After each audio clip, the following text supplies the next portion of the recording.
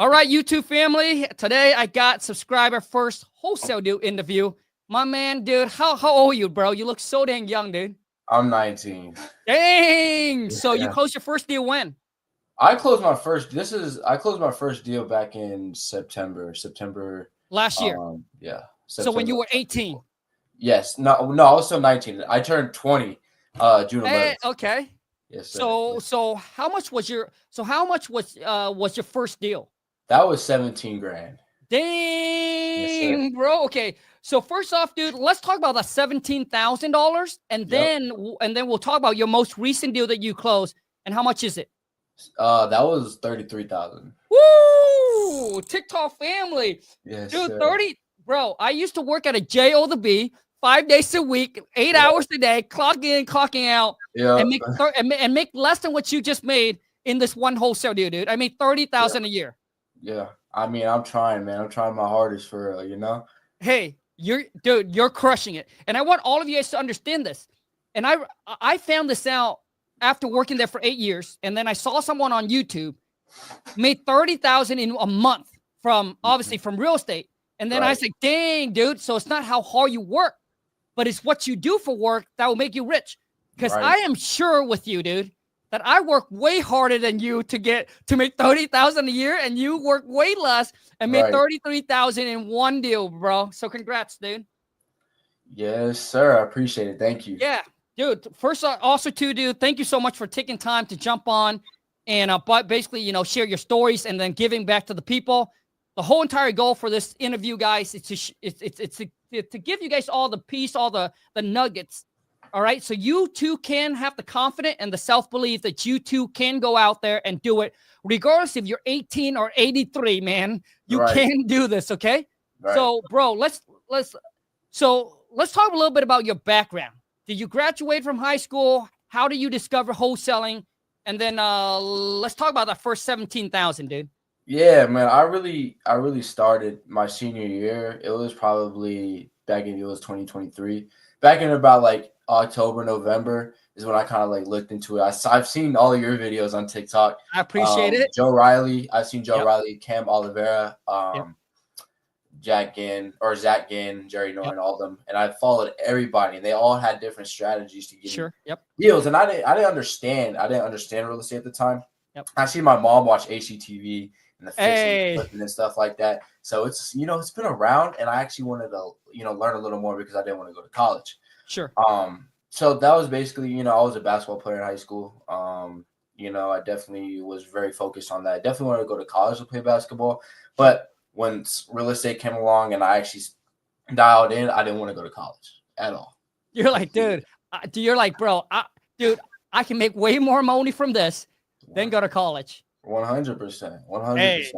So now, dude, first off, dude, I mean, my whole thing is, dude, you probably make the best decision ever. Like you knew exactly what it is that you want. Because most kids, 18, 19, they don't know what they really want in life. So they went and take the college route because of their parents. That's what their parents want them to do. And they can't stand up for themselves. So they went to college and wasted 4 to 8 years of their life. And then finally comes out working at a JO just to make $100,000 a year. And you're right here already will be making $100,000 a year. Just freaking 19, bro. 19, 20. I love it, man. Yes, sir. Yes, sir. So let's talk about your first your first deal of 17,000. So how do you find the seller? How did you negotiate a deal? And then how do you find the buyer? And how long did it took you? Well, this one was an inherited property. I think it went through probate. But the probate process, was, the court cleared it and everything like that. So yeah, the probate happened 2 years ago. It was inherited property and it had a little bit of damage to it, fire damage from a previous instance. I guess it was self-inflicted by a family member or something like that. That was on accident. He didn't have the money to repair it. Insurance didn't, they couldn't give him any money. And I found him. I cold called him. It was a cold call lead. Okay. And I got this lead off of PropWire, which was Jerry Norton software. Yep. And I called him. He explained everything to me. And he said, give me like a couple weeks or whatever. And then I called him back, followed up. And he wanted to go through with it. And we negotiated a great price.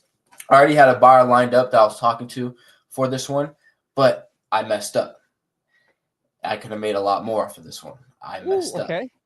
I did my numbers wrong. The after repair value was all wrong. So hold on a second. So at the time, what do you estimate the ARV was supposed to be? ARV on this one it was about it was 550,000. Okay, so when you first did your numbers, you estimated to be about 550. Right. Okay, and how much do you got under contract for? I got under contract for 293,000. Dang, 293? Yep. Dang, dude. And then, no, 283. My fault. 283. Okay, I got it. So 283, and how much was the rehab? The rehab was probably, I'd say, estimated around closer to 100K, around 90, 200K. Okay. So 100,000. That's for like a full like renovation, updated, remodel, that's where I had my, my number at. But this was my first deal, and I just didn't really like process it. I was just too eager to get the damn deal, right? Of course, makes sense. But I assigned it to my buyer for 300. And, he double closed on it. Oh, that mean he must have sold it over to somebody else for $400,000. Wait, for 400 G? Holy smoke! I messed up, dude, bro. So that to you would have been an easy, dude, over 6-figure. 100%. So okay. So what was the ARV supposed to be? ARV. I mean, I guess the ARV, the number, it was probably like 630. I think it was 630 up to made closer to like 670, I believe. And I did it wrong. I didn't really understand the comps around the area, and I just. So dude. So the real ARV is around 660,000. I thought it was about 5. Okay. 500. It was about 500 to 550. I'd say closer to like 520 ish, but I had a higher. I thought it was gonna be like Sure, dude. I mean, listen. You still made $17,000 on your first deal, which is absolutely amazing, dude. Amazing. Right. But obviously, not knowing what you don't know because you're so new into the game, obviously you miss out on $100,000. You miss out on $100,000. Man, because after I did the deal, man, I say like a month went by, and I don't know why. I just went onto Redfin and I just typed in the address, and I saw a public record it was like 400. It was like 400,000. Yeah. And I was like, wait, what? And I called the title company that I worked with, and since I was on the deal, they were allowed me to give me the information that it was a double closing. I was like, fuck. Yeah, dude. I mean, listen, when someone has to double close a deal, you already know that they're making a massive amount of money. So that way, they obviously don't want you to know. So, dude, that's great. So how do you find the buyer? I found the buyer through Facebook. Facebook Marketplace. Yes, Facebook. Okay. He kind of works at the company. He does some stuff on his own.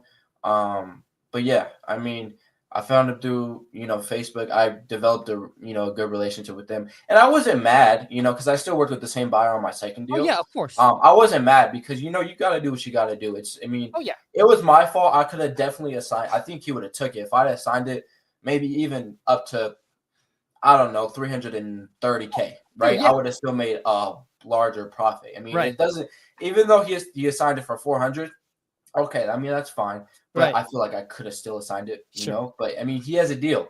If he has a deal and I gave him that 300, he's going to take it. So that was on me. It's not on him or anything. I have nothing towards him. So, dude, bro, first off, dude, I respect your mindset. I respect your character. And I respect how you say that. Because most people get sour and they're like, oh, that buyer should have done it. Dude, listen. Right.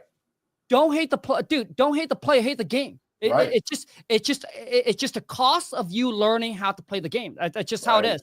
Every business you get into, dude, when you're new, you will lose money or lose out on big opportunity. That's just how it is, right? For real. It's just 100%. You're basically paying for the knowledge. Right. So okay, bro. Now let's talk about your $33,000 deal, dude. Yep. From the lesson, dude. So let's talk about this deal, man. This one was actually really creative and actually a crazy one. Like, never seen somebody do this before. It came from YouTube, and That's the crazy thing. You're like, how did it come from YouTube? And then people ask me like, how did it come from YouTube? It was off of a police department YouTube page, and I kind of go through these. I go through the news and I try to find like fire damaged homes stuff and stuff like that. Yep. But this one, I kind of just I don't know. I just clicked it and I just watched it. It's like this video gives like the high and lows of like the weekend, and how many calls they responded to, how many traffic stops they made, and all these bunch of arrests. And I clicked on it, and it was kind of towards the end of the video. There's a property that has been broken into many times, and the people that broke into this property thought the owner was dead. Okay. But no, he wasn't. And I guess like the neighbors called the cops. They got him arrested. And this house is a hoarder house. Okay. Right. And so I was like, oh, snap. But the police department, they called the actual owner to make sure like he was still alive, and he was. And he was like, nobody has permission to be in the property or anything like that. Right. And there was like broken glass. The house, it just needed some love, Sure. So basically I skip traced him off of True People Search, and I called him. This was back in like November when I found this.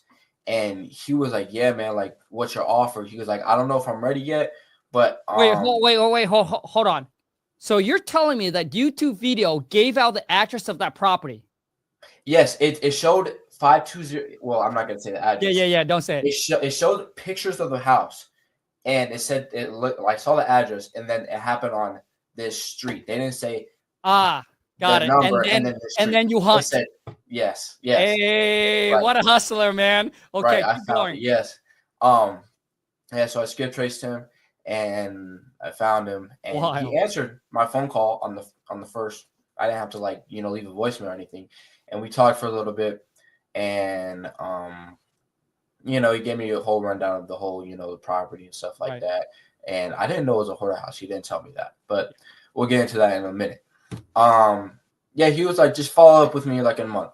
He was like, I gotta get some stuff out of the house. I was like, okay, all right. Try to follow up with him in a month. He did not answer at all. And he didn't answer for like a full week. And I called him back in like 2 or 3 weeks, didn't answer. And I was like, oh, okay, well, he should be motivated, because I went down to the property. The broken glass is still there. It just looks very run down. It looks obviously unoccupied. And I went to leave my business card on the door just to see, hey, if he comes back to the property to get maybe like mail or anything like that, because packages were still going to the property is what I saw. He see my business card and kept following up with him.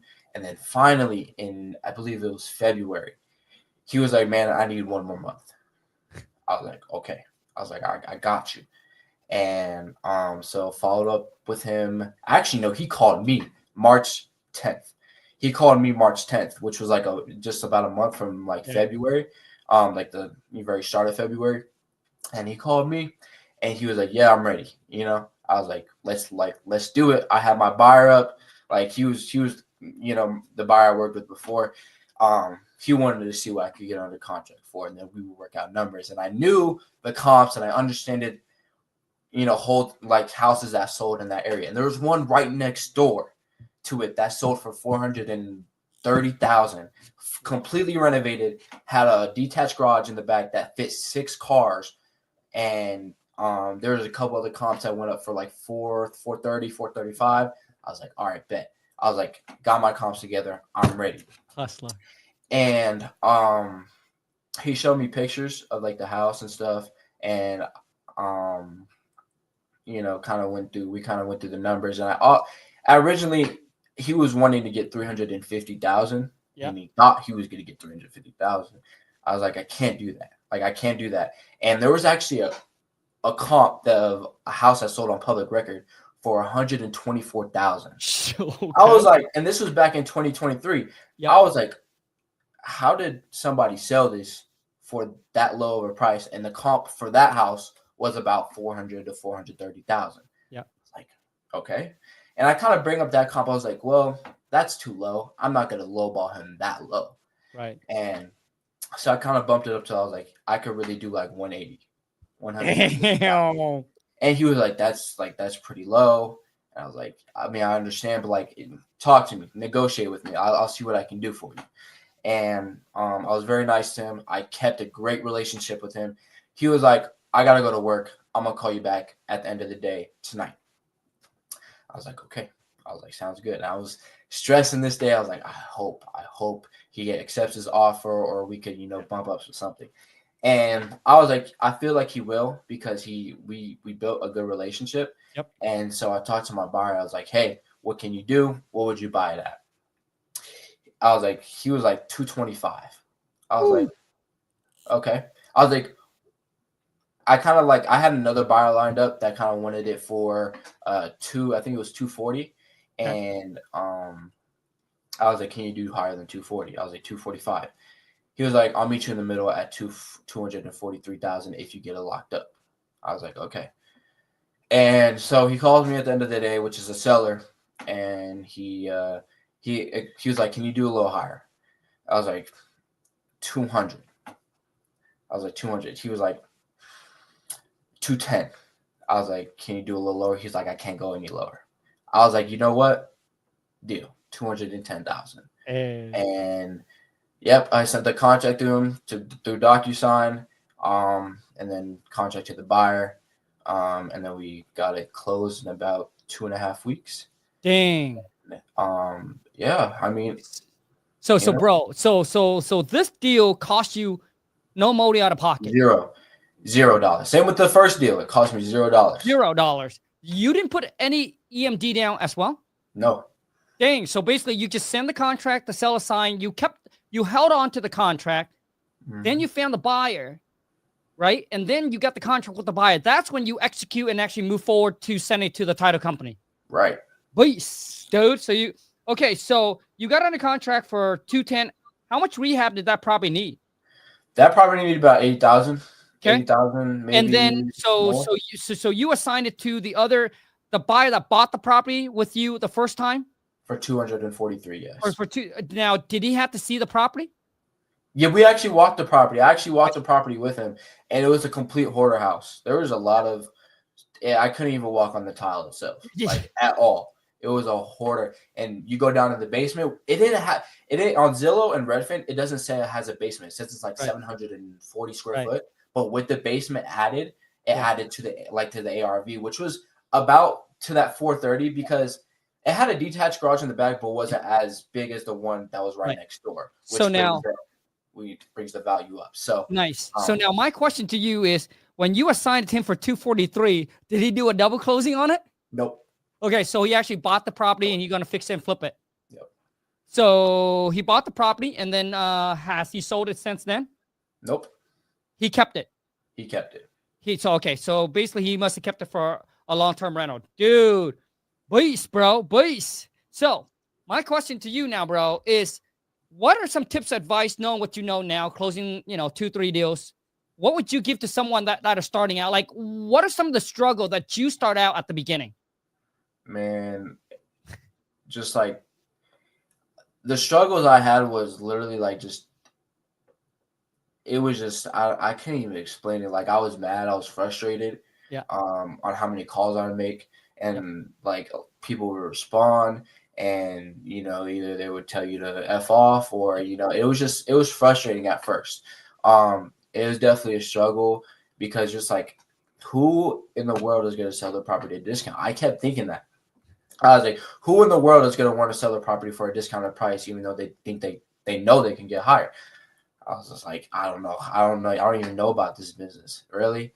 And I kept pushing. I just always thought, like, it's going to come. It's going to come. It's going to come. Just keep working, And it eventually did. And I eventually know more now than what I did back then. Nice. And I definitely do not regret on the work and the calls I've made of like practice, and that helped me, how to talk to people, not necessarily talk to sellers, but talk to people that are in the real estate industry. I know a lot more now, and I feel like there's a lot more I don't know that I'm still learning. And it's always, you don't know everything, you just got to keep pushing forward, and you're gonna learn as you go, and you're gonna grow. But yeah. So, dude, so how long did it took you from actually, seeing a video about wholesaling and getting into it to closing the deal? Was it 3 months, 6 months? 8 months. 8 months. 8 Damn, months. bro. It took me actually 6 months, and I got a student, dude. He's Vietnamese. I think he's only like 20 some as well. And dude, he has a very thick accent. That cat, dude, made over 100,000 call. Over 100,000 call because his accent was so bad. Right. Like, even I have a tough time understanding him. Right. Dude, but he stayed committed. He closed his first deal and made $288,000 after 9 months. 200 off of one deal? One deal. After 9 months of just cold calling and grinding, the cat, dude, he sounded exactly just like you, where he's like, it's coming. So he was consistent, and he was just so committed and so locked in.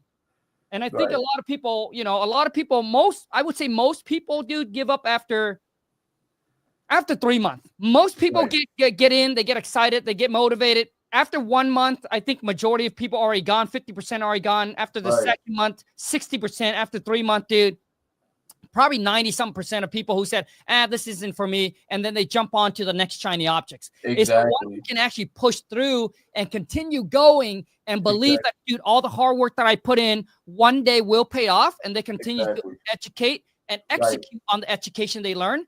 Is the one that actually get the results. So, bro, I want to say congrats, because 12 years ago, I was obviously in your shoes, where I was same thing. I was frustrated. I was overwhelmed. I was stressing out because, dude, I invested into like courses, coaching, and going to seminars and all of that. And, dude, I see all these money going out, but I didn't see anything coming in. Right. And then obviously 6 months in, closed my first deal. I made 50 G's. But that's but that's from fix and flip though. Oh, okay. I got you. We fixed it up, and it took me, I think, 4 months or so. And this back in like 2011 or 2012. Right. But anyways, so bro, last questions to you before I let you go is, so obviously you know what you know today. Give the people like 3 action steps that they need to take today, dude, that'll get them closer to that first deal. I say number 1, be creative. Be creative on finding. Like, I found a deal off of YouTube. Be creative. Dude, that's wild. Bro, I've never heard anything like that before. So congrats. Thank you. Be creative. Be willing to take action, obviously. And number 3 is just, I say connect with investors in your area. I work with a real estate agent. He's one of my dad's friends. And he does wholesale deals as well. He's all in the investment side. And I actually gave him a $3 million listing. Yeah, but it's still on the market. It's a duplex.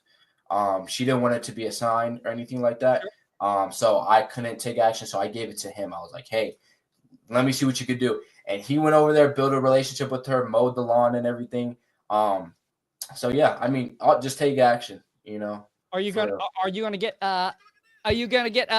anything from that? Yes. Once it closes, me and Kevin are gonna Nice. I love it, man. Okay, so what are some last words that you want to say to the people who's watching, man? Just believe. I never thought I would get a deal. Never thought I would. But if you just like don't overcomplicate it and just work hard, you can even put like an hour in a day, and 2 hours, and just do it day by day and discipline yourself and just try to, pull leads just pull leads and just start calling. And I mean, I like door knocking. I like, doing the drive for dollars and stuff like that.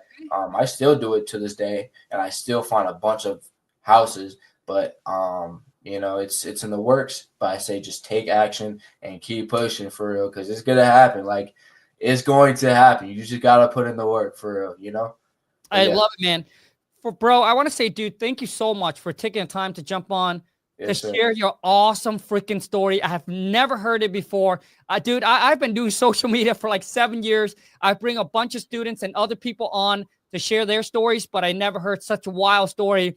A $33,000 deal from a freaking YouTube video is insane. I want to say congrats on all your success, and I look forward to seeing you, dude, getting to that $1 million mark, baby. Thank you. I appreciate you. Take care, bro. You too. Awesome. All right, guys. So for those of you who's watching this and you like K-Kong, I've been trying this and doing this myself. You know, maybe you're sick and tired of watching another YouTube video and after another one, or listening to another podcast after another podcast, and trying to put all of this little missing piece together all by yourself, and you're getting frustrated and you just want to start seeing results already. You know, you like a lot of time we could be doing, like you could be doing the work, but sometimes you might be doing the wrong work. You know, you might not be doing the right work, the right things that's getting you to closer to there. Because sometimes it's just a little tweak, all right, to move you closer to your goals, all right? So my whole thing is you cannot do the same thing and expect to get a different results. So if you want changes, if you want something different, you must try different strategies, do different things, okay? If you want something you never had, you must be willing to do things you have never done. So for those of you who's tired of trying to solve and do this alone, click or go to coachwithkong.com. Book a call, book a strategy call with my team. They'll get on the phone with you. They'll give you some tips, some feedback on showing you exactly how you can actually get closer to closing that first deal or your next deal in the next 30 days with the right strategy, okay? So go book a call, go to coachwithkong.com, and hopefully they'll get you moving in the right direction, okay? I appreciate each and every single one of you. Until next time, you guys, take care, and let's go get this money. I'm out.